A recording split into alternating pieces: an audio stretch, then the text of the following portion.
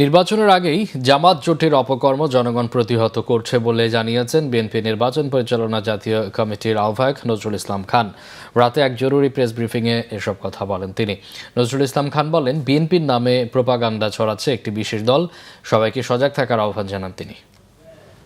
নির্বাচনটা অবাধ, সুষ্ঠু, নিরপেক্ষ হোক আমরা চাই। আমরা এই নির্বাচনের জন্য অনেক সাথী জীবন দিয়েছে আমাদের।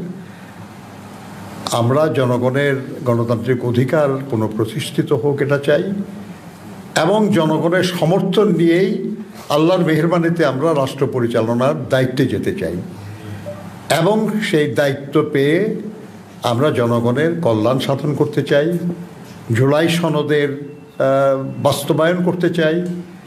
নির্বাচনী ইশতেহারে আমাদের দলের চেয়ারম্যান যা যা ঘোষণা করেছেন আমরা সেসব বাস্তবায়ন করতে চাই।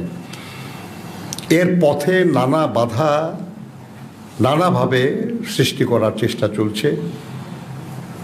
কেউ সৃষ্টি করছে যারা আমাদের এই গণতন্ত্র পুনর্বহালই পছন্দ করে না।